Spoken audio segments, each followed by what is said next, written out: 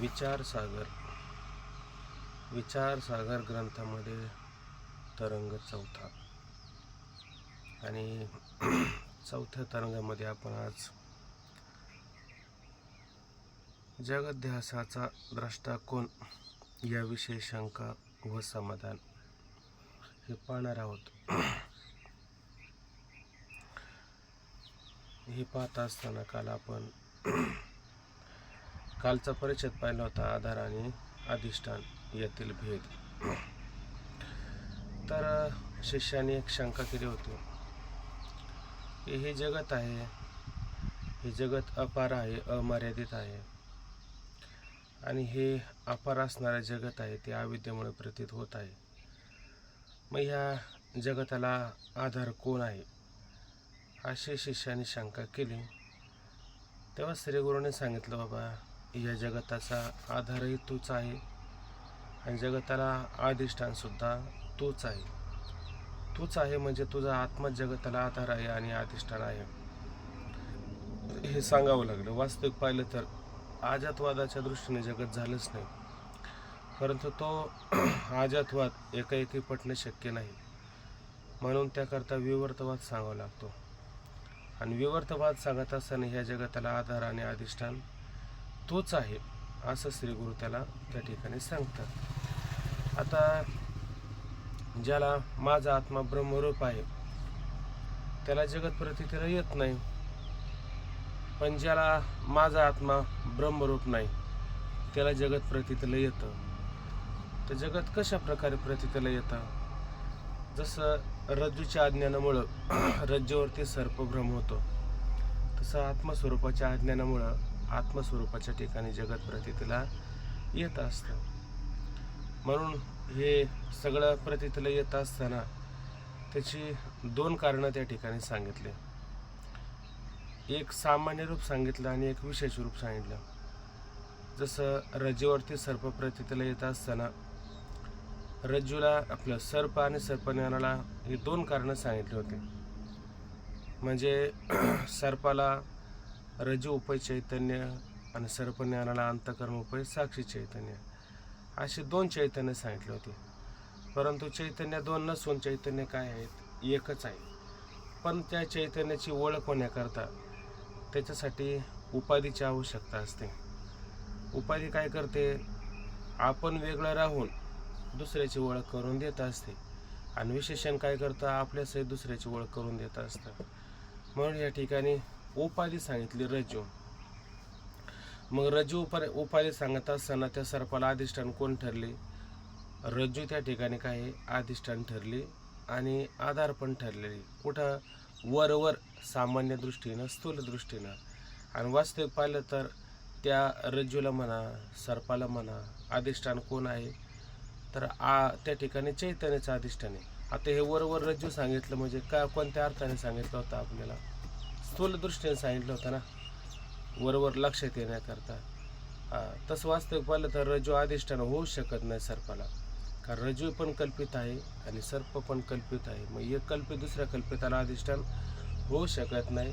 म्हणून ह्या रज्जूला किंवा त्या सर्पाला किंवा सर्पज्ञानाला अधिष्ठान कोण आहे आणि आधार कोण आहे?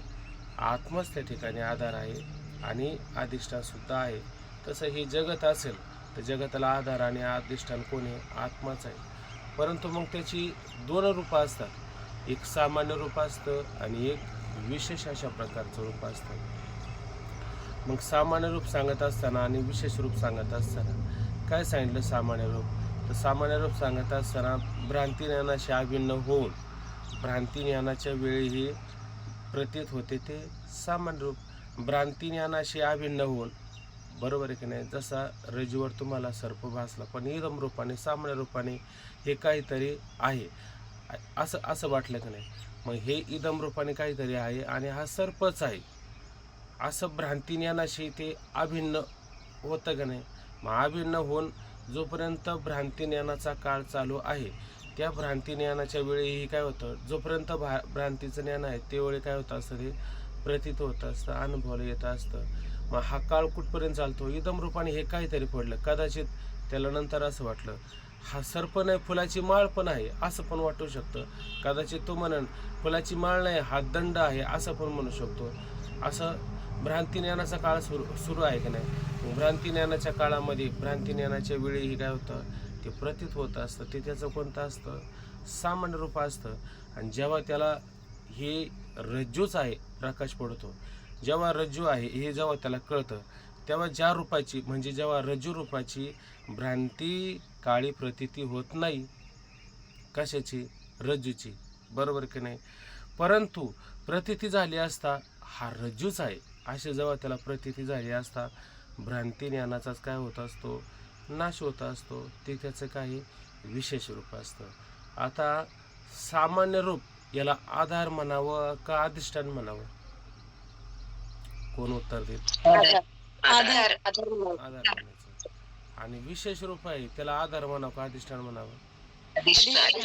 अधिष्ठान. मग एका सामान्य रूप सांगितलं ते आधार आहे. म्हणजे काय, हे काहीतरी भासते.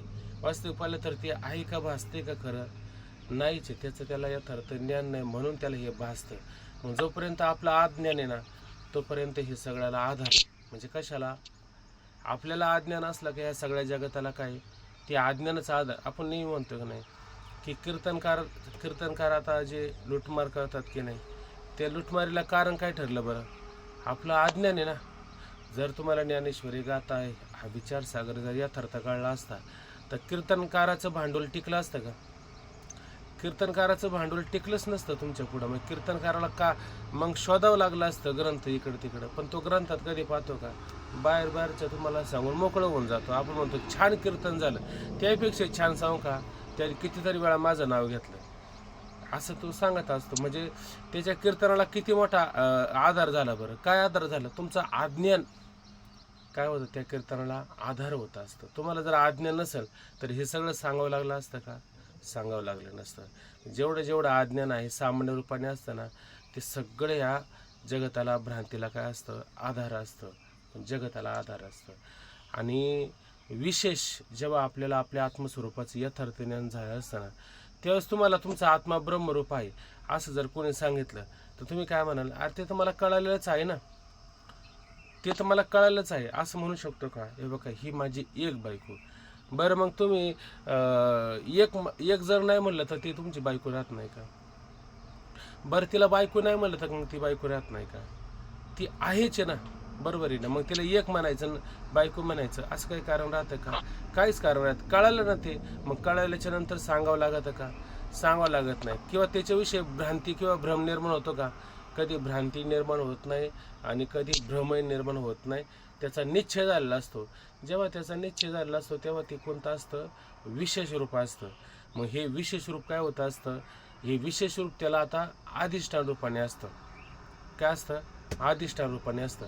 आणि अधिष्ठानावरती हा अधिष्ठानाच्या ठिकाणी काय असतो, विवर्त होत असतो.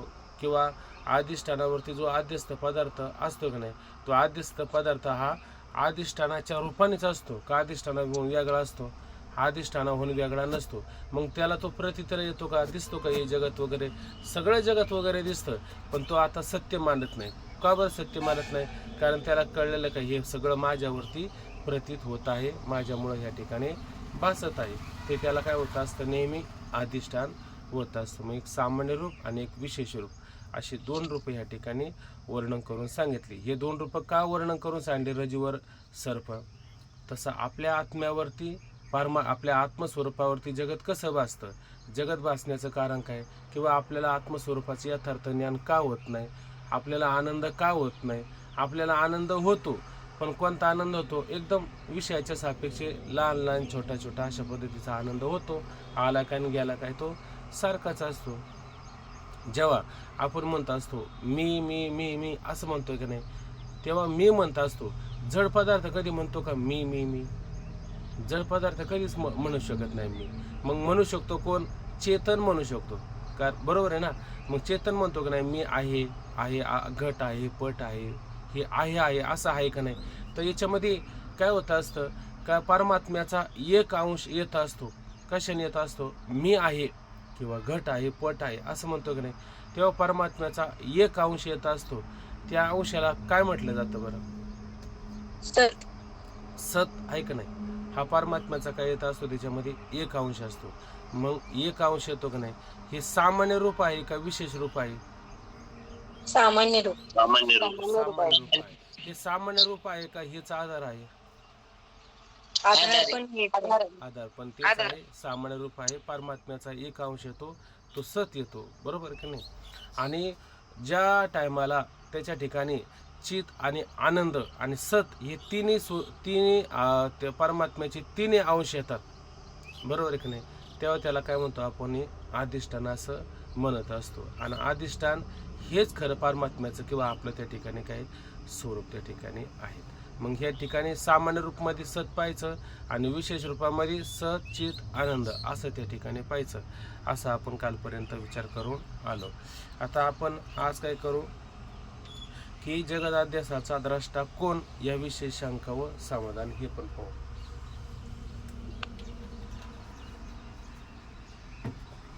आता गंमत अशी झाली की रज्जूवर सर्प आपण पाहतो की नाही, रज्जूवर सर्प पाहतो, बरोबर ना?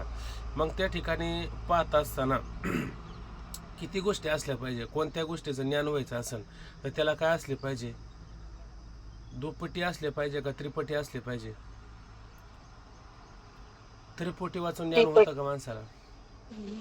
त्रिपुटी असली पाहिजे. त्रिपुटी म्हणजे ध्याता ध्यान आणि ध्येय, ज्ञाता ज्ञान आणि ने, प्रमाता प्रमाण आणि प्रमेय, ह्या त्रिपुटी असल्याच पाहिजे की नाही? ह्या त्रिपुटी असल्या पाहिजे. तर त्याच्याविषयी तो शंका करतो. तुम्ही काय सांगितलं आतापर्यंत? एक आधार सांगितला आणि एक अधिष्ठान सांगितलं. बरं ठीक आहे, आधार एक आहे, एक अधिष्ठान आहे, पण याला पाहणारा कोण अजून तुम्ही सांगितलं का? पाहणारा सांगितलं का अजून? हा आधार एक झाला, तुम्ही अज्ञान तुमचंच, ठीक आहे, आणि विशेष स्वरूपाचं ज्ञान हे अधिष्ठान झालं. हो, पण हे सगळं जगत उत्पन्न झालं, पण त्याला पाहिलं कोणी? याला पाहणारे कोणतरी असला पाहिजे, आहे का नाही?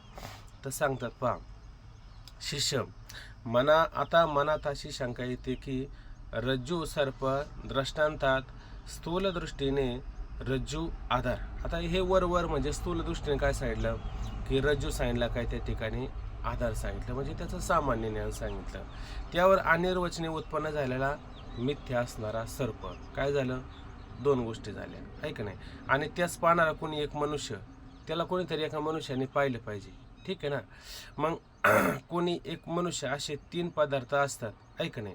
असे तीन पदार्थ झाले की नाही, एक आधार झाला, एक त्याच्यावरती अनिर्वचनीय सर्प उत्पन्न झाला, आणि त्याला कोणीतरी पाहिलं, तीन गोष्टी झाल्या का नाही, म्हणजे त्रिपुटी झाली का नाही? हे कशात सांगितलं? दृष्टांतामध्ये सांगितलं, ठीक आहे. आता दृष्टांतात काय सांगतात ते पण पहा. दृष्टांतात आत्म्याचे सदरूप म्हणजे काय? फक्त आहे आहे आहे आहे का नाही, असं आत्म्याचं काय सदरूप ते असतं. ते आत्म्याचे सदरूप आधार आहे, आणि त्यावर उत्पन्न झालेले मिथ्या जगत हे दोनच पदार्थ दिसतात. आत्म्याचं सामान्य रूपाने जे ज्ञान आहे का नाही, सामान्य रूपाने जे काहीतरी आहे असं ज्ञान आहे का नाही, पण हे काय हे परमात्मा आहे का हे जगत आहे असं त्याला ज्ञान आहे का? नाही. मग आत्म्याचं सामान्य रूप आहे आहे असं जे म्हणतो की नाही, ते झालं आधार, आणि त्याच्यावरती काय झालं, जगत प्रतीतेला आलं. पण हे आधार झाला आणि त्याच्यावरती जगत प्रतीतेला आला, पण ह्या जगताला पाहिलं कोणी हे तरी सांगा आता. कारण तिथं कशी त्रिपुटी पाहिजे, रज्जूवर सर्प बसतो की नाही, तिथं जशी त्रिपुटी, तसं तुमचा आत्मा, त्याचं सामान्य रूप सदरूप हे जगताला आधार आहे, बरोबर आहे की नाही? हा, जगताला आधार आहे, आणि त्यावर उत्पन्न झालेले मिथ्या जगत हे दोन पदार्थ दिसतात. पण जगतास पाहणारा कोण? आत्मा म्हणावं. जर आता तुम्ही त्या ठिकाणी म्हणाल आत्माचे, तर काय होईल? आत्मा पाहणारा म्हणावा तर तो आधार आहे. आत्मा काय झाला त्या ठिकाणी? आधार झाला ना त्याला, आहे का नाही? मग आधार आहे, मग पाहणारा नाही, तो काय झाला त्याला फक्त तो आधार झालेला आहे. तो पाहणारा होईल का आता हे शिष्याचं म्हणणे, त्याला तो एक पाहणारा तरी होईल, नाही तर ते एक आधार तरी होईल. पहिली गोष्ट, त्याला कोण म्हणणार आहे? पाहणारा होणारच नाही. तो झालाच तर काय होईल? तो त्याला मात्र आधार मात्र होईल, पाहणारा नाही. तेव्हा या मिथ्या जगतास पाहणारा कोण समजावा ते कृपा करून सांगा. तेव्हा या मिथ्या जगताला पाहणारा कोण आहे का नक्की समजावा कोण? का त्याचा एकाचा आत्मा आधार झाला आणि दुसऱ्याच्या आत्म्याने जर त्या ठिकाणी पाहिलं तर मग आत्मा एक राहील का आत्म्यामध्ये भिन्नत्व होईल? आत्म्यामध्ये भिन्नत्व होईल ना. मग एक पाहणार आणि एक आधार असं मात्र होऊ शकत नाही. कारण आत्मा कसं सांगता, रज्जू अधिष्ठान असो किंवा अंतःकरण अधिष्ठान असो, चैतन्य आत्मा ब्रह्म एक आहे का भिन्न आहे? ते एकच आहे ते.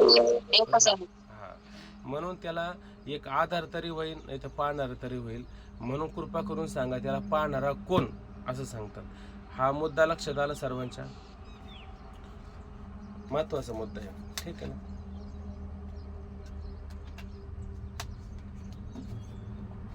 आता श्री गुरु सर्व जगत मिथ्या असून ते आत्म्याच्या ठिकाणी कल्पित आहे आणि जगत पाहणारा तोही आत्मा आहे. बघा आता हे सर्व जगत कसं आहे? मिथ्या आहे, कल्पित आहे, ऐक नाही, स्वतःहून विलक्षण अनिर्वचनीय आहे. आणि हे कल्पित जगत आहे की नाही, या जगताला आधार कोण राहीन आणि अधिष्ठान कोण राहीन? कल्पिताला आधार राहीन का? किंवा कल्पिताला अधिष्ठान होऊ शकतं का? कधी कल्पिताला अधिष्ठान होऊ शकत नाही ना आधार होऊ शकत नाही. मग ह्या सगळ्याला पाहणारा कोण आहे? किंवा ह्या सगळ्या जगताला आधार कोण आहे? तर ह्या सगळ्या जगताला पाहणारा आणि आधार कोण आहे? तूच आहे. आणि हे जगत सत्य आहे का मिथ्या आहे? मिथ्या आहे. कसं आहे? जागृतीप्रमाणे आहे का स्वप्नाप्रमाणे आहे? जगत हे कसं आहे? स्वप्न. तुमची तोंड हल्ली ना तरी लक्षात येतं का तुम्ही बोलताय? भले माईक बंद असलं तरी लक्षात येतं. हे बघा, ही अशी हातवटी असते. मी जाधव बाबांचे पाठ ऐकतो ना, स्वामीजींचे पाठ ऐकतो ना, हे ते म्हणतात काही नाही झालं ना तर थोडं तोंड हल्लं पाहिजे, मान हल्ली पाहिजे. म्हणजे याचा अर्थ काय होतो? तुमचा प्रतिसाद जुळतोय त्याच्यामध्ये, थोडं तरी जुळतंय त्याच्यामध्ये, आहे का नाही? मग तुम्ही एकरूप व्हायचा प्रयत्न करता. तुम्ही एकरूप होतात हे ईश्वराला कळतं का नाही? तो सर्वज्ञ आहे. त्याला जेव्हा हे कळतं का नाही, तो मग काय करतो? मग तुम्हाला आणखीन सहाय्यकारी होतो आणि मग तुम्हाला त्याच्यामध्ये काय करतो? प्रवेश करून देतो. पहिली गोष्ट आहे ना, सातत्य आपलं आहे ना याच्यामध्ये. हे सातत्य म्हणजेच आपलं जणू काय पुण्य उदायला आलेलं आहे आणि पुण्याच्या जोरावर आपण हे सगळ्या गोष्टी करायला लागलेलो आहेत.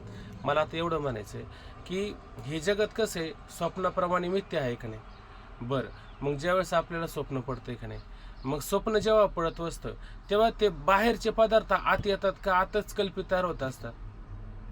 आतच कल्पित स्वप्नामध्ये मग त्या कल्पित पदार्थाला आधार आणि अधिष्ठान कोण असतं पाहायला? ज्याला स्वप्न पडतो तोच पाहतो का बाकीची शेजारची पाजारचे लोक पण पाहतात? स्वप्न पडतंय का नाही त्याला ते कल्पित पदार्थ म्हणजे कल्पित जगत दिसतंय, पण ऐका नाही, त्या जगताला आधार पण तोच असतो आणि अधिष्ठान कोण असतो? तोच असतो, ऐका नाही. हे सगळ्यात बेस्ट आणि उत्तम उदाहरण आहे का नाही? हे सगळ्यात बेस्ट आणि उत्तम उदाहरण आहे. किंवा असं पहा, आपल्या डोळ्याला काय वेळ झाली का नाही? मग डोळ्याला काय वेळ झाली हे आपल्या डोळ्याने दिसतंय का नाही आपल्याला? आपल्या डोळ्याला काय वेळ झाली हे कशाने दिसतं आपल्याला? आरशात गेल्याच्या नंतर. आरशात गेल्यावर उदाहरण घ्या, आरसा वगैरे पाहण्याकरता डोळ्याला काय वेळ झाली का नाही? मग त्या डोळ्याला काय वेळ झाली आपल्याला कसं दिसतं? पिवळं दिसतंय का नाही? काहीतरी 14व्या अध्यायामध्ये ओवी, मी म्हटलं काल ती ओवी काढीन पण ती नाही लक्षात राहिली, आहे ती ओवी. मग मला शोधायची म्हणलं तर मी शोधू पण शकतो, पण मग त्याच्यामध्ये जास्त व्यक्त येईल. तर बघा आता, डोळ्याला काय वेळ झाली का नाही, मग ती काय वेळ कोणाला कळते? डोळ्यालाच कळते, बरोबर आहे की नाही? आणि डोळ्याची काय वेळ निवृत्त झाली हे कोणाला कळते? डोळ्यालाच कळते. मग त्या काय वेळेला आधार, अधिष्ठान आणि पाहणारा कोण आहे बरं? डोळ्याचे. म्हणजे त्याला आता डोळ्याला काय वेळ झालेली हे पाहण्याकरता दुसऱ्या डोळ्याची आवश्यकता पडते का? अजिबात पडत नाही. जसा सूर्य उदयाला आल्याच्या नंतर, सूर्याचा प्रकाश पडू लागल्याच्या नंतर त्या प्रकाशाला पाहण्याकरता अन्य प्रकाशाची आवश्यकता पडते का? सूर्याच्या प्रकाशाने सूर्यप्रकाश पाहिला जातो. सूर्यप्रकाशानेच पाहतो. हा, सूर्याच्या प्रकाशाने सूर्यप्रकाशाला पाहिलं जातं, अन्य प्रकाशाची त्याला आवश्यकताच पडत नाही, बरोबर आहे की नाही? तसंच या जगाताला आधार, हे जगत कसं आहे? कल्पित आहे. मग ह्या कल्पित पदार्थाला किंवा जगताला आधारही तूच आहे, अधिष्ठानही तूच आहे आणि पाहणारा कोण आहे? तूच आहे. त्याला वेगळा आत्मा मानण्याची आवश्यकता आहे का? वेगळा आत्मा मानायची आवश्यकता पडत नाही. बघा, सर्व जगत मिथ्या असून ते आत्म्याचे ठिकाणी कल्पित आहे आणि जगत पाहणारा तोही आत्माच आहे. आता प्रथम तुझ्या समजुती करता कल्पिताचे अधिष्ठान जड व चेतन असे दोन प्रकारचे असते असे आम्ही म्हणतो. बघा आता इथं जरा थोडं बारकाईने लक्ष द्यायचं, ग्रंथात पाहायचं. आता शिष्याच्या समजुती करता श्रीगुरु काय सांगतात की कल्पित असतं ना, कल्पिताला दोन अधिष्ठानं असतात आहे का नाही. तर एक जड पण असतं आणि एक चेतन पण त्या ठिकाणी असतं. तुम्ही म्हणाल आता जड म्हणजे काय आणि चेतन म्हणजे काय, आहे का नाही. आता रज्जूवर सर्प भासला, हे जड आहे का चेतन आहे? जड आहे. जड आहे का नाही. रज्जूवर सर्प भासला, हे जड आहे का चेतन आहे? हे जडच आहे त्या ठिकाणी, आहे का नाही. समजा पखवाजावरती खडा पडला, जड का चेतन? जडच ना त्या ठिकाणी, जडच आहे का नाही. आणि माणूस गायला लागला तर जड का चेतन? चेतन. म्हणजे हे तुमच्या लक्षात येतं ना, जड कशाला चेतन कशाला म्हणायचं. म्हणजे पखवाजावर खडा पडला तर जड जडावरती, पखवाज जड, खडा आहे पण जड, आहे का नाही. आणि माणूस जर गायला लागला तर माणूस पण चेतन, गायन पण चेतन. हे तर सरळ सरळ आहे का नाही. म्हणजे त्याला अधिष्ठान दोन असतात बरं का, एक जड पण असतं आणि एक चेतन पण त्या ठिकाणी असतं. आता प्रथम तुझ्या समजुती करता कल्पिताचे अधिष्ठान जड व चेतन असे दोन प्रकारचे असते असे आम्ही म्हणतो. आता बघा, त्यात ज्या ठिकाणी जड अधिष्ठान असते त्या ठिकाणी द्रष्टा म्हणजे पाहणारा दुसरा असावा लागतो. जिथं अधिष्ठान जड असते का नाही, जड जडाला कधी विषय होईल का? जड जडाला कधी विषय होणार नाही. मग त्याला ऐकण्याकरता दुसरा कोणीतरी असावा लागतो. जर दुसऱ्याने जर पाहिलं नाही तर त्याचं ज्ञान होईल का जडाला? जडाला त्याचं ज्ञान होणार नाही. असं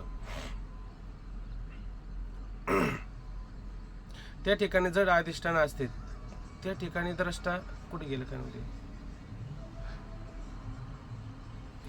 त्या ज्या ठिकाणी जड अधिष्ठान असते त्या ठिकाणी द्रष्टा म्हणजे पाहणारा दुसरा चेतन असावा लागतो. आणि ज्या ठिकाणी अधिष्ठान चेतन असते त्या ठिकाणी द्रष्टा दुसरा असावा लागत नाही.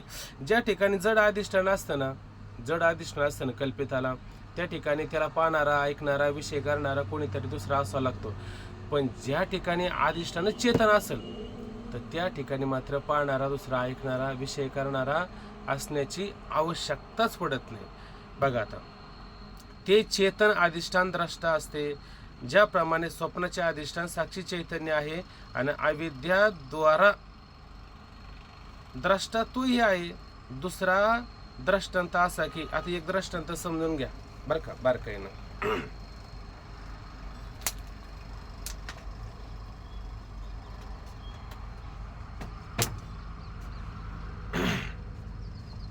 ज्याप्रमाणे स्वप्नाचे अधिष्ठान साक्षी चैतन्य आहे. आताच उदाहरण देऊन दिलं का नाही, आपल्याला स्वप्न पडतंय का नाही, मग ते स्वप्न जेव्हा पडतं तेव्हा ते स्वप्नाला अधिष्ठान कोण आहे?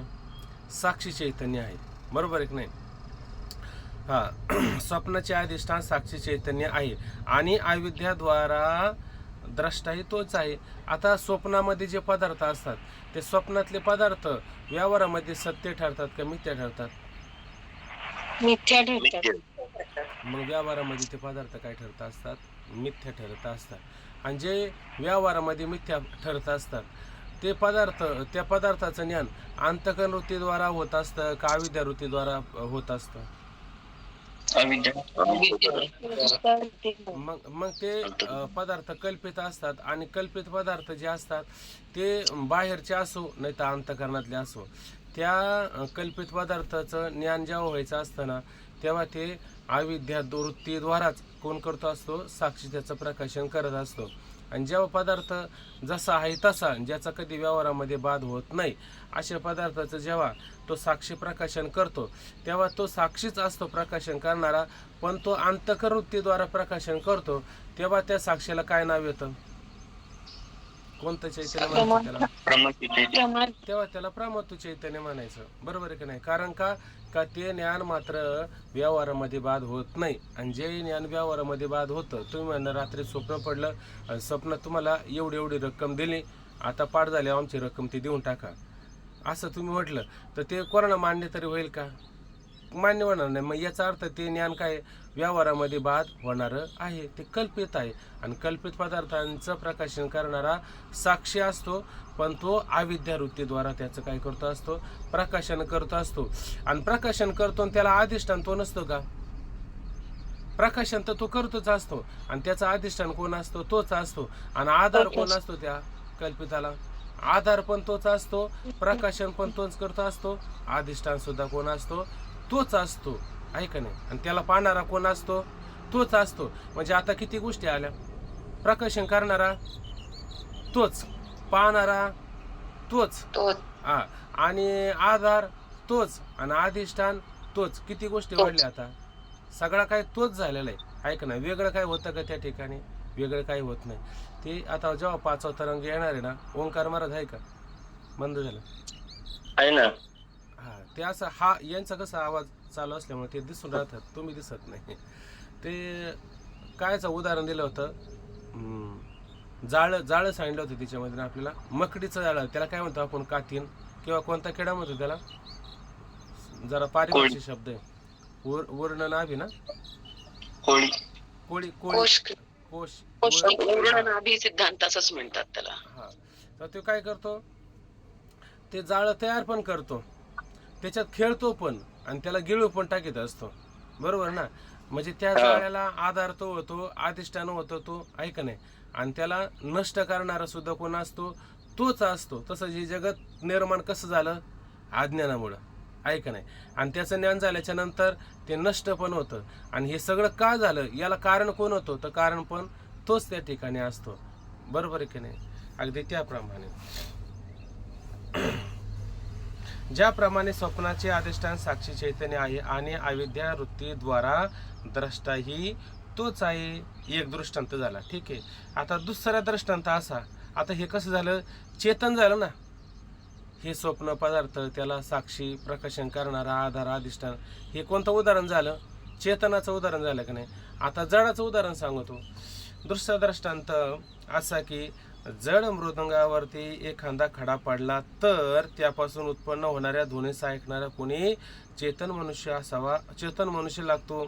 जड मृदंग कसा आहे? जड आहे, ऐक ना. त्याच्यावरती एखादा खडा जर पडला, तो खडा कसा आहे?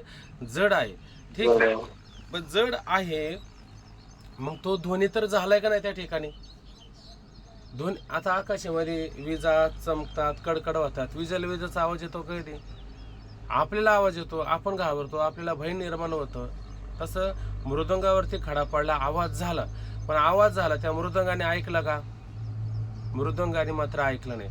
मग ऐकलं कोणी? त्याला कोणीतरी चेतन असावं लागतो.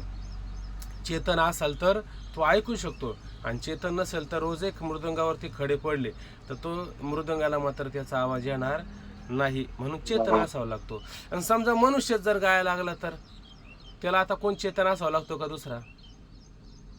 मनुष्य जर गायला लागला तर त्याला चेतनाची आवश्यकता मात्र असू शकत नाही. मग तुमच्या लक्षात आलं नाही? त्याला एक अधिष्ठान दोन असतात, दोन अधिष्ठान असतात. कोण कोण अधिष्ठान दोन सांगितले? जड आणि चेतन. एक जड अधिष्ठान सांगितलं आणि एक चेतन अधिष्ठान सांगितलं. जड अधिष्ठान सांगत असताना कोणकोणती उदाहरणं दिली बरं? मृदंगावर खडा पडणे, खडा पडला तो, आहे का नाही? आणि चेतन अधिष्ठान सांगत असताना मृदंगाचा आवाज, किंवा तो स्वतः गाणारा, किंवा स्वप्नातले कल्पित पदार्थ, आहे का नाही? आता फार जास्त कठीण नाही ना वाटत तुम्हाला? चौथा तरंग जरी असला तरी नाही समजते. हा, समजते. म्हणजे बहुतेक लोक समजत नाही म्हणून सोडून निघून गेले, आणि जे थांबले त्यांना उलट आनंदाला आता तोटा नाही. पण समजलं का? आनंदाचा आनंद आहे आपल्याला. जर मृदंगावर एखादा खडा पडला तर त्यापासून उत्पन्न होणाऱ्या ध्वनीस ऐकणारा कोणी चेतन मनुष्य असावा लागतो. परंतु चेतन मनुष्य जर गाऊ लागला तर त्या चेतन पुरुषाच्या ठिकाणी उत्पन्न झालेल्या गाण्यास तो चेतन असल्यामुळे ऐकू शकतो. त्यास अन्य चेतन पुरुषाची आवश्यकताच असतेच असे नाही, त्याला दुसरा कोणीतरी चेतन पुरुष असावाच लागतो असं नाही. पण जर एखादा म्हणत असेल की मी किती सुंदर गायन केलं, ऐक नाही, पण आपण गायन करून काय उपयोगाचं आहे? आपल्याला कोणीतरी असं माझं गायन ऐकलं पाहिजे, माझी स्तुती केली पाहिजे, आहे का नाही? मग तो त्याला लागणं आवश्यकता. पण जो मुळातच चेतन आहे आणि ज्याला आपलं आपलं पटतंय बा, किंवा सिद्धांत समजून घ्यायचा असेल, दृष्टांत समजून घ्यायचा असेल, तर त्याचं तात्पर्य फक्त एवढंच आहे का गायला लागल्याच्या नंतर त्याला, आहे का नाही, दुसऱ्याच्या ऐकण्याची आवश्यकता नाही, तो स्वतःचं ऐकू शकतो. त्याप्रमाणे चैतन्यरूप आत्म्याच्या ठिकाणी असलेल्या मिथ्या जगतास पाहणारा अंतःकरण वृत्तीद्वारा किंवा अविद्या वृत्तीद्वारा आत्माच आहे. परत तोच मुद्दा आला. त्याप्रमाणे चैतन्यरूप आत्म्याच्या ठिकाणी असलेल्या मिथ्या जगतास, आता हे आत्मा कसा आहे? चैतन्यरूप आहे. आणि त्या आत्म्याच्या ठिकाणी असलेल्या अज्ञानामुळं निर्माण काय झालेलं आहे? जगत. आणि जगत कसं आहे? मिथ्या आहे. त्या मिथ्या जगतास पाहणारा कोण? अंतःकरण वृत्तीद्वारा किंवा अविद्या वृत्तीद्वारा आत्माच आहे. आता हे जगत मिथ्या असेल, तर मिथ्या जगत असेल तर त्याच्यामध्ये काय झाल्या? पारमार्थिक सत्ता सोडून दोन सत्ता झाल्या का नाही? एक व्यावहारिक सत्ता झाली आणि एक प्रतिभाषिक सत्ता झाली. व्यावहारिक सत्तेतले पदार्थ टिकून राहतात की नाही? काही काळ मर्यादा आहे का नाही? स्वप्नातले पदार्थ काही काळ मर्यादा आहे का त्याला? स्वप्न माणूस उठला का स्वप्न नष्ट होऊन जातं, काहीतरी शिल्लक राहतं का? पण जेव्हा जागा होतो तेव्हा आपल्याला हे झाडं, घरदार, ही जमीन, हे सगळं आहे तिथंच आहे ना? काय कुठं लगेच हल्लं का काय नष्ट झालं सगळं बा? काल झोपलो होतो, काल जगत वेगळं होतं आणि आज जगत वेगळंच आहे, असं काय झालं का? तिथल्या तिथंच असतं सगळं, तिथल्या तिथंच आहे ना? काशीला गेला का काशी तिथंच असते, पंढरपूरला गेला का पंढरपूर तिथंच आहे, ते काय दूर गेलेलं नसतं. मात्र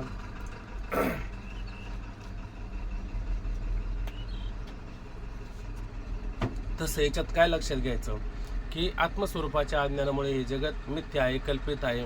आणि ते जगत मिथ्या जरी असलं तर त्याच्यामध्ये दोन सत्ता, एक व्यावहारिक सत्ता आणि एक प्रतिभाषिक सत्ता, अशा दोन प्रकारच्या सत्ता असतात. तर आता समजा जे व्यावहारिक सत्ता आहे, त्या व्यावहारिक सत्तेला जर प्रकाशन करायचं असेल तर तो काय करतो? अंतःकरण वृत्तीद्वारा प्रकाशित करत असतो, तो प्रमात्व असतो. आणि जेव्हा कल्पित पदार्थ असतील, रज्जू व सर्प म्हणा किंवा स्वप्न पदार्थ म्हणा, या सगळ्याला प्रकाशन करत असेल तर तो साक्षी काय करतो? तो अविद्या वृत्तीद्वारा प्रकाशन करतो. कारण त्याला पडण्याकरता दोन द्वार असतात, एक अविद्या वृत्तीचं द्वार असतं आणि एक अंतःकरण वृत्तीचं द्वार असतं. दोन द्वार जरी असेल तर प्रकाशन करणारा चेतन एक आहे का दोन आहे? एकच आहे. एकच चैतन्याला काय वेगवेगळे फक्त उपाधी सापेक्ष नाव आलेले आहे, इतकाच फरक आहे त्यामध्ये. बरं, पाहणारा अंतःकरण वृत्तीद्वारा किंवा अविद्या वृत्तीद्वारा आत्माच आहे. पण ही दोन अधिष्ठानाची कल्पना तुझ्या समजुती करता सांगितली आहे का नाही? पण ही दोन कल्पिताची अधिष्ठानाची कल्पना तुझ्या समजुतीसाठी सांगितली. कोण दोन? तर एक जड आणि एक चेतन. वास्तविक सिद्धांत मतात तर सर्पात सुद्धा साक्षी चैतन्यच अधिष्ठान आहे, ऐक नाही. आणि सिद्धांत मतात ऐक नाही काय सांगितलेलं आहे? तर सर्पात सुद्धा अधिष्ठान चैतन्य आहे. मग ते रज्जू उपैता असो, घट उपैता असो, पट उपैता असो, कोणतं जरी असलं, ऐक नाही, तर जड झाडाला कधी अधिष्ठान होऊ शकतं का? कल्पिताला कधी? ऐक नाही, कल्पिताला नाही, तर त्याला चेतनच अधिष्ठान असतं. हे आपलं वारंवार मागं झालेलंच आहे, नवीन सांगण्याची काही आवश्यकता पडत नाही.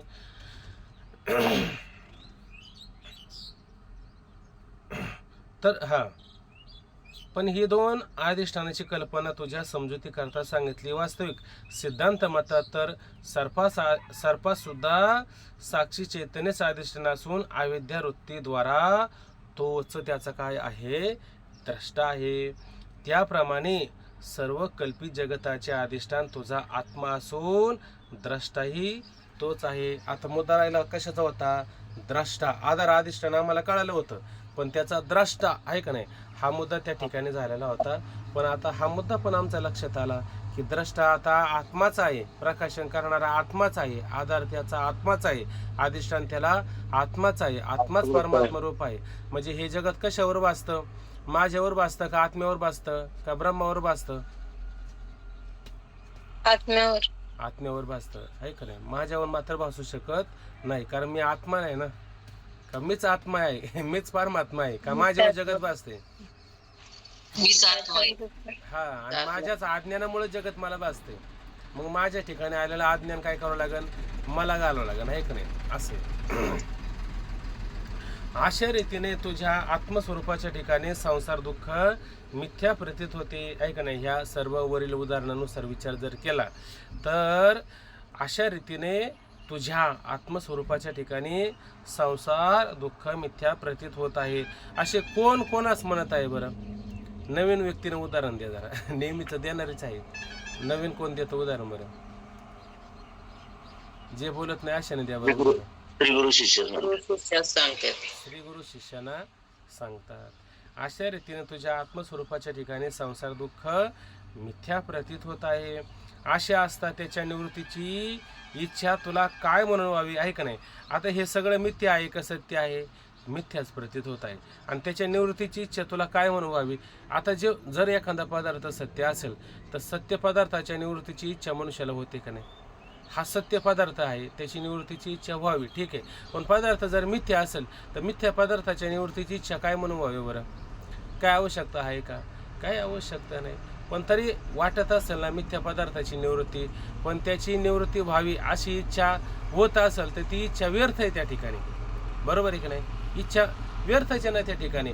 कल्पित पदार्थाची निवृत्ती कशी काय करणार बरं? रजेवर भासलेला सर्प आहे, त्याला काठी आणून काय उपयोग आहे का? त्याचं ज्ञानच करून घेतलं पाहिजे का नाही? तसं इथं निवृत्ती व्हावी का ज्ञान व्हावं? ज्ञान व्हावं. आपल्याला मी कोण आहे याचं जर ज्ञान झालं तर आपल्यावरती हे जगत प्रतीला आलेलं आहे याची निवृत्ती स्वाभाविकपणे आहे का नाही? याची निवृत्ती स्वाभाविकपणे त्या ठिकाणी आहेची. म्हणून अशा रीतीने तुझ्या आत्मस्वरूपाच्या ठिकाणी संसार दुःख मिथ्या प्रतीत होते. अशा असता त्याच्या निवृत्तीची इच्छा तुला काय म्हणून व्हावी? जसा उदाहरण देऊन सांगतात, जसा कोणी मंत्राने एखाद्याचा शत्रू त्यास दाखविल तर तो त्यास मिथ्या समजून त्या शत्रूच्या नाशाची इच्छा करीत नाही.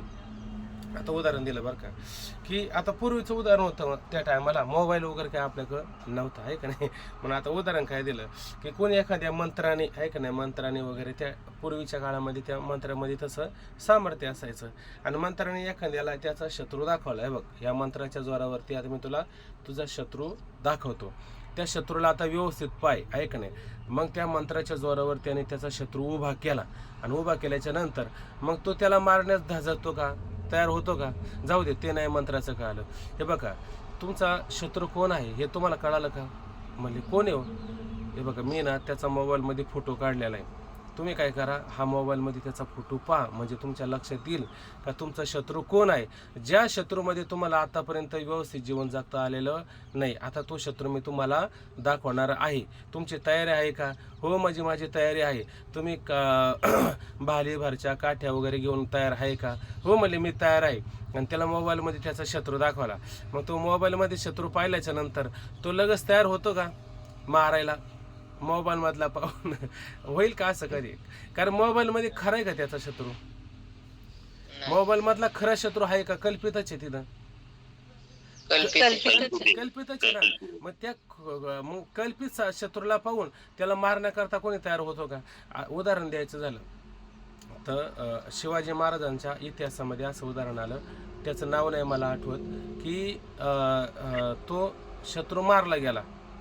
तो बादशाह कोण होता? तो त्यांचा असं ना औरंगजेब वगैरे कोणीतरी असेल, त्याचं नाव मला आठवत नाही, तुम्हाला आठवलं तर पहा. मग त्याला मारलं त्याला त्या ठिकाणी. मग मारल्याच्या नंतर शेवटी म्हणले आता याला काय करायचंय? म्हणले बाकीचे म्हणू लागले याला आता तिकडं कुठेतरी लांब घेऊन जा, तिकडे कुठेतरी पुरून टाका. तर राजाने असं सांगितलं की बघा, हा जोपर्यंत जिवंत होता तोपर्यंत आपला किंवा या स्वराज्याचा शत्रू होता, पण आता हा मरण पावलाय. हा मरण पावला म्हणजे आपलं याच्याशी वैर आहे का? काही वैर नाही, आहे का नाही? कारण हे काय जड आहे, हे देह त्याचा कसं आहे, जड आहे, कल्पित आहे. याच्याशी आपलं काय वैर आहे का? याच्याशी आपलं वैर नाही. तो मेला, वैर संपलं गेलं, आहे का नाही? परंतु मग याची विल्हेवाट लावायची, तर ही विल्हेवाट लावताना चुकीची नाही लावायची, आहे का नाही? कारण आपण कसं आहे, धर्माशी नीतीशी शेजभर आहे, आपण प्रत्येक धर्माला महत्त्व देतो की नाही? त्याच्यामुळं हा शत्रू जरी असला तर हा शत्रू कोणाचा आहे? माझा आहे, आहे का नाही? आपला शत्रू म्हणलं तर आपण फार असं दात होत खातो. पण ते राजाने म्हटलं नाही, शत्रू जरी असेल तर कसा आहे, माझा आहे. मग त्याची व्यवस्थित विल्हेवाट लावली का नाही. आता ती लावली ती मोठी चूक झाली, आता ती जास्त डोक्यावर बसली आहे का नाही. पण मानण्याचं तात्पर्य, मग आता तो मारण्याच्या नंतर राजाने त्याचा तिरस्कार केला का, वैर केलं का काही परत. राजे आता आपण करतो तो भाग वेगळा आहे, पण राजाने केलं का, राजाने केलं नाही का राजाला यथार्थ ज्ञान झालं होतं का राजाने लहान वयातच रामायण महाभारत त्या ठिकाणी ऐकलेलं होतं आणि बोध त्यांना पूर्वीच प्राप्त झालेला होता आहे का नाही. म्हणून कल्पिताला पाहून आपल्याला त्याच्याशी वैर म्हणण्याचं काही कारण आहे का, वैर म्हणण्याचं काही कारण नाही. आता आपण तिकडे चायना वगैरे तिकडे अशा काही ठिकाणी जातो किंवा असं आहे काही त्या धर्मीय लोकांचं काहीतरी असं काय, त्या भिंतीला असं दगडी मारतात, खडे घ्यायचे लांबून त्याला मारत राहतात, म्हणजे अजून काही त्या कल्पिताला ते महत्त्व देत असतात, अशी एक भावना त्या लोकांची असते त्या ठिकाणी. तसं मंत्राने एखाद्याचा शत्रू उभा केला किंवा मोबाईलमध्ये किंवा चित्रामध्ये एखाद्याला शत्रू दाखवला, त्याला कोणी मारण्याकरता प्रवृत्त होत नाही, धजत नाही त्या ठिकाणी. जसा कोणी मंत्राने एखाद्याचा शत्रू त्यास दाखवला तर तो त्यास मिथ्या समजून त्या शत्रूच्या नाशाची इच्छा करत नाही, त्याप्रमाणे तुझ्या ठिकाणी भासणाऱ्या मिथ्या संसाराच्या निवृत्तीची इच्छा तुला होऊ नये, तसं तुझ्या ठिकाणी असणारा हा संसार आहे. बरं, हा संसार आपल्याला कधी दुःख देतो का, संसार कधी दुःख देतो का आपल्याला, हा बाबा ह्या संसाराने याला फार दुःख दिलं, असं कधी झालं का. बरं, त्या आता नेहमी उदाहरण देऊन सांगतो आपण की एक ग्रस्त होता आणि तो ग्रस्त त्या साधूला म्हणू लागला की मी संसाराच्या तापे तापलो मी देवा, करिता ह्या सेवा कुटुंबाची, म्हणून तुझे आठवले पायी, ये होतो माझे माय पांडुरंगे. हे जसं म्हणतं का इथं, जसं तुकोबराय म्हणता की नाही, अगदी त्याप्रमाणे तो म्हणला मला ह्या संसारातली बायका पोरं आणि बाकीचे लोक, ह्या लोकांनी मला फार त्रास दिलेला आहे, मी काय करू म्हणला, याच्यातून निवृत्त होण्याकरता मी काय करू, ऐक नाही.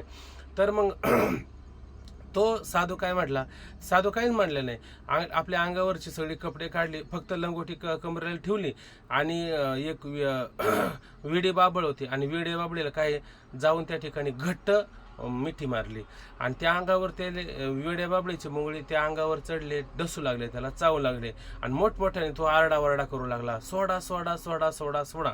आता वास्तविक पाहिलं तर मुंगळे त्याला चावायला आलते का तिथं, त्या साधूला मुंगळे चावायलाच आले नव्हते आहे का नाही. उलट काय झालं, उलट हा ग्रस्त इकडं म्हणायचा काय साधू म्हणे. मी म्हटलं साधू जरा समजदार असेल, पण हा साधू काय मला समजदार वाटत नाही आहे का नाही. तसं तो म्हणला अरे तू जसं मला म्हणतो की नाही समजदार वाटत नाही, तसं मला असं वाटतं की तू समजदार मला वाटत नाही. तुला मी काय बाबळ मला म्हटले नाही ये आणि मला मिठी मार, मुगडे काय म्हटली नाही या इकडं म्हणजे मी तुम्हाला चावतो, मी तिकडं स्वतः गेलो का नाही म्हणून ते चावल्यात का नाही. तसं संसारातलं हे सगळे लोक आपल्याला का डसतात, आपण त्यांना धरून बसलोय ना म्हणून ते आपल्याला डसणारच आहे. तुम्ही त्याला सोडून द्या बरं, ते तुम्हाला डसायला येतात का, ते तुम्हाला डसायला येत नाही. तसं हा संसार मिथ्याचे का नाही, मग मिथ्या संसार तुम्हाला डसायला येतो का, तुम्हाला तो त्रास देतो का. अहो मिथ्या पदार्थ इकडचा तिकडं होत नाही, सगळं जडच आहे का नाही. पण त्या जडाच्या ठिकाणी काय केली आपण, आसक्ती ठेवली आणि आसक्ती ठेवल्यामुळं आपल्याला त्या पदार्थाविषयी काय वाटतंय, दुःख वाटतं, सुख वाटतं. पदार्थ मिळाला का आपल्याला अनुकूल वाटतं, अनुकूल वाटलं का आपल्याला सुख होतं, पदार्थ नाही मिळाला की आपल्याला दुःख वाटतं. म्हणजे तो पदार्थ आपल्याला प्रतिकूल ठरत असतो, म्हणून तो पदार्थ जड असतो, तो चांगलाही नसतो, पदार्थ वाईट पण नसतो. आपण नेहमी एक उदाहरण पाहत असतो का चाकू चांगला का वाईट असं आपण म्हणतो की नाही. मग तो चाकू चांगला पण नाही वाईट पण नाही. मग चाकू चांगला आणि वाईट हे कशावरून ठरतं, त्याचा वापर कोण करतं, बरोबर आहे की नाही. साधू संत जर वापर करत असेल तर त्या चाकूच्या माध्यमातून काय करतील, साधू संत आले वारकरी आले तर फळं कापून द्यायला उपयोगी ठरेल आहे का नाही. आणि आपल्यासारख्याच्या हातात आलं म्हणजे आपण खून खराबा करू शकतो आहे का नाही. पण चाकू तोच आहे का नाही, तसं संसार तोच आहे का नाही. आपण म्हणतो संसार फार दुःख रूप आहे, अमुक आहे तमुक आहे असं म्हणतो. आणि संत काय म्हणतात, अवघाचे संसार सुखाचा करीन. आता संसारामध्ये ते पण आहे आणि संसारामध्ये आपण पण आहे का नाही. मग ते संसाराला सुखी करण्याचा प्रयत्न करतात, प्रतिज्ञाच करतात त्या ठिकाणी. आणि आपण प्रतिज्ञा करतच नाही, मुळात प्रतिज्ञा करण्याची भावनाच आपल्या मनामध्ये येत नाही, कारण आपल्याला संसाराचं काय स्वरूपच कळत नाही. आणि संतांना काय संसाराचं स्वरूप कळलेलं असतं, म्हणून संतांना हा संसार कसा असतो, सुखरूप असतो. उलट ते म्हणतात आता बघा रज्जूवरती तुम्हाला सर्प प्रथितेला आला, फुलाची माळ प्रथितेला आली, दंड प्रथितेला आला, जलरेषा भूरेषा काही पण प्रथितेला येऊ द्या, पण काही फरक पडतो का त्याने?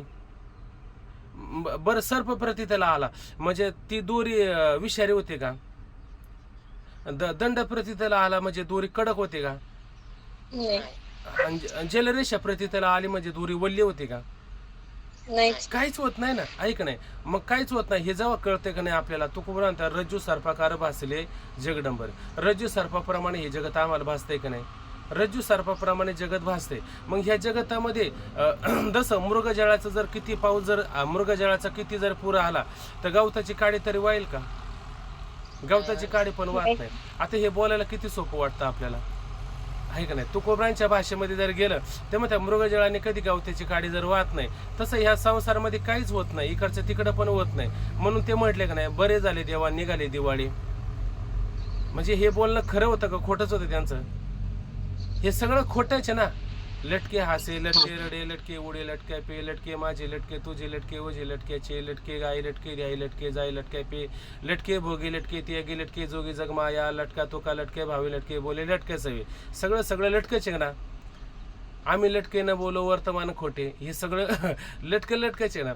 मग लटक्याचा काय विचार करायचा बरं मनुष्याने? लटक्याचा काहीच विचार नाही करायचा. म्हणून बरे झाले. लटक्याचा काय विचार करता, खोट्याचा काय करायचा विचार, मिथ्याचा काय विचार करायचा? कारण मिथ्या काय नाही तरी ते मिथ्याचे कल्पित आहे. फक्त स्वरूपाचा बोध झाला की मग आपल्या आपल्या रज्जूवर भासलेल्या सर्पाची भीती वाटते का? आपल्याला रज्जूचं यथार्थ ज्ञान झालं तर रज्जूवर भासलेल्या सर्पाचं आपल्याला कधी भीती वाटत नाही. तसं आपल्याला आत्मस्वरूपाचा यथार्थ बोध झाला तर जन्म मरण अमुक तमुक अशा काही गोष्टी तर आपल्याला याची काय भीती वाटेल का? याची भीतीच वाटणार नाही. वरून काय म्हणणार, मरण माझे मरून गेले. कधी मरून गेले? मला आत्मस्वरूपाचा बोध झाला का नाही? मग मरण राहिलं का त्याला? आता मरण माझे मरून गेले, मज केले अमर, ठाव पुसले, बुड पुसले, ओस पुसले, देवभाव. हे सगळं त्या ठिकाणी काय होतं, स्वाभाविकपणे नष्ट होऊन जातं. म्हणून एकदा आपल्याला अधिष्ठान कोण आहे तर अधिष्ठान आधार आणि त्याचं प्रकाशन करणारा, त्याला पाहणारा सगळं काही आत्माच आहे. आणि आत्म्याच्या ठिकाणी हे कल्पित प्रतीला येत आहे. मग त्या कल्पित जे आहे ते मिथ्या आहे आणि मिथ्याची निवृत्ती करण्याची सुद्धा आवश्यकता पडत नाही. कारण हे बघा असा नियम असतो की ज्ञानाने काय होत असतं, ज्ञानाने काय होत असतो, बाध होत असतो. ज्ञानाने काय होतं, जगताचा बाध होत असतो. आणि काळाने काय होत असतो, नाश होत असतो. आणि प्रेमाने काय होत असतो, त्याचा विसर पडत असतो. मग आपण काय करायचं, आता ज्ञान झालं की नाही आपलं, मग ज्ञान झालं म्हणजे आपल्याला कळलं की नाही का एखाद्या दिवशी हे सगळं नष्ट होणारच आहे का नाही होणार, पण लगेच होणार आहे का ज्ञान झाल्यावर? काळाने त्याचा काय होणार आहे, बाध होणार आहे. मग आता काळाने कधी काळाने त्याचा बाध कधी होईल, तेव्हा होईल. ज्ञानाने कळलं की नाही आपल्याला, आपल्या काळाने त्याचा नाश कधी व्हायचा ते होणार आहे. पण ज्ञानाने आता बाध झालं हे तर कळलं की नाही. मग त्या आता सगळ्याला नष्ट करायचं असेल तर काय करायचं की हे तत्वज्ञान प्राप्त झालं की आपण गोपीभाव जायचं. आणि गोपीभाव गेलो की हे सगळं काय होतं, सगळं विसरून जातं. मग त्याला सगळं काही प्रतीतला येत नाही. त्याला आता फक्त पांडुरंग ध्यानी, पांडुरंग म्हणी, जागृती स्वप्ने पांडुरंग. आता दुसरं काही त्याला प्रतीतला, जगत नावाची गोष्ट मात्र कधी प्रतीतीला येतच नाही. मग जगत नावाची गोष्ट प्रतीतला येत नाही, मग निवृत्ती कशाची करायची आता? ज्याची निवृत्ती करायची होते ते प्रेमानेच त्याची निवृत्ती झाली. आता निवृत्ती करायला काही शिल्लक राहिलेलं नाही. म्हणून बघ आता आला परिचित पण आपला संपत आलेला आहे.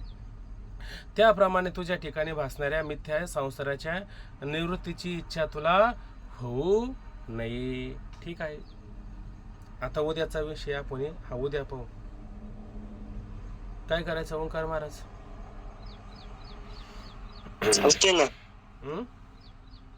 चालेल. यावर काय कोणाला याच्यामध्ये काही कोणाला